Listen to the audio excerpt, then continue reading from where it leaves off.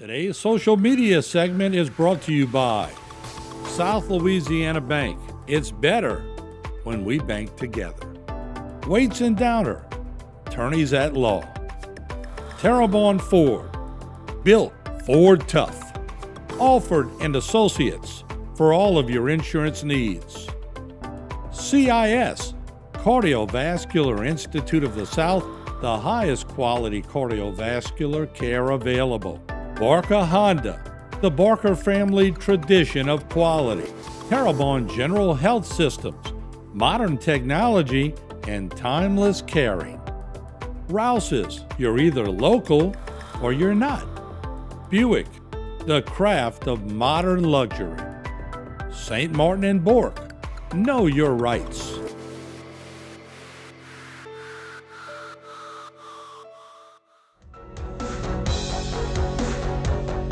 Everybody, welcome back to Bayou Time. I'm Harry McCullough. The special session up in Baton Rouge is just wrapped up. Here to talk a little bit more about that, and that crime session is Senator Mike Fesi. So, Senator Mike, thanks so much for being with us, and we appreciate you in your second term. So you're getting used to the Baton Rouge ways of doing things with a new governor now, I guess. I think it's going to be a lot better with having a governor that's going to kind of agree with what we want. So. Yeah. So let's talk about it. So how this already two special sessions. You've already had two of them, but the crime was the most recent. So what's your thoughts of coming out of the crime? I guess there's still kind of a honeymoon period where the governor's kind of getting a lot of what he wants from. I think that it was a lot of good bills that we did pass, a lot of things that were needed. And the thing about it is that, we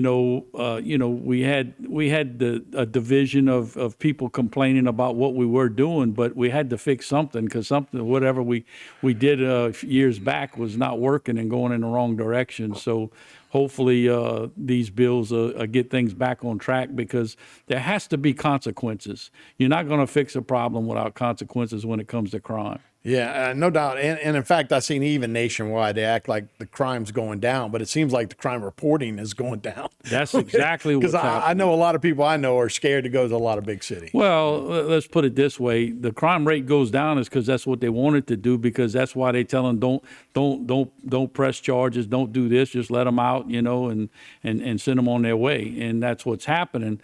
And so just like carjacking has got to be a tremendous problem.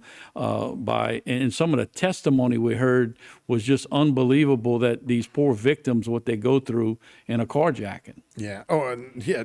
Not to mention, when you had a horrific murder that we had a couple of years ago, done by juveniles, which is it coincides a lot with what this crime bill was.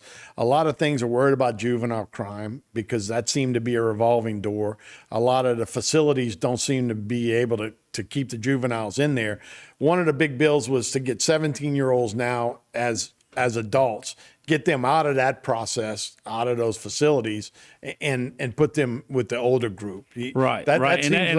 That's basically what we had to do, because changing it back, the way they changed it is where a lot of the consequences went away, and you had the older criminals getting the younger criminals to do their job for them, and knowing that they would get out right away. And so that's why I'm saying now they're going up for the long term, just like anybody else. Carjacking has some minimum sentences. It has some abilities to get out a little bit earlier, but they got some minimums that they're going to enforce, that if you go decide to steal somebody's car or something, you're going to pay a long time. Yeah, that was Linda Fricky. I was drawing a blank, but that was a Linda Fricky case. But not besides that, just the property damage. We saw a real rash of that in New Orleans and Baton Rouge, where it seemed like the kids were taking them joyriding. They were using the internet to figure out how to go after certain types of vehicles, and there was like 200 a day that were being stolen. It's totally out of hand. It's out of hand throughout the country. With the rest of the states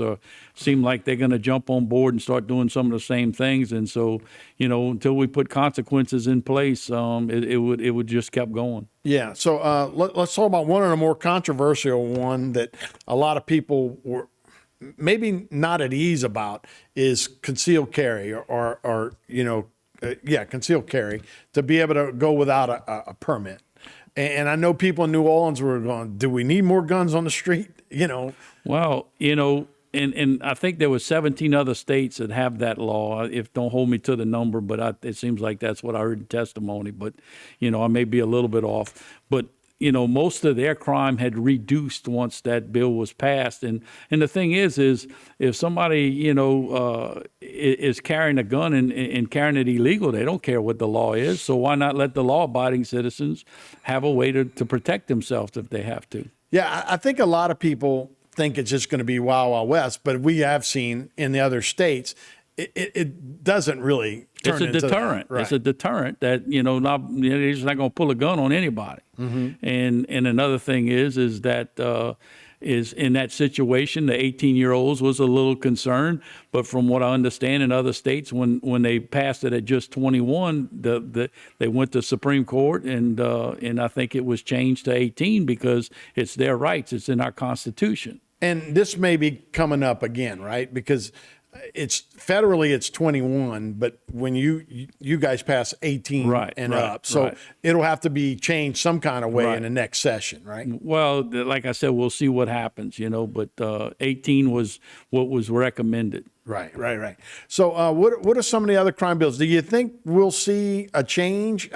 And what can we look forward to that'll help us start feeling this on an everyday basis? Well, we changed some things to do with judges on sentencing and everything, that they'll be more concise of what they can sentence and how they sentence, and it gives them some leeway on planning out a good term, because a lot of times they would have to give a lot longer term just to make sure they would serve. Like if the judge wanted them to serve 4 years, they'd give them 10 or 12 years to make sure they serve 4, whereas we're getting some concise terms that the judges can work with and make it a lot easier. That, if he wants him to serve 5 years, now maybe he only has to sentence him to, serve 4 years, then he just have to sentence him to 5 years. And so that, in the long run, that may cut costs, because that'll keep them on the right track. And if they do some training in prison and get the things they need to do at what we're proposing, then they can maybe get a little bit of time off. Yeah, you talk to more law enforcement. It said 6 to 7% that it seemed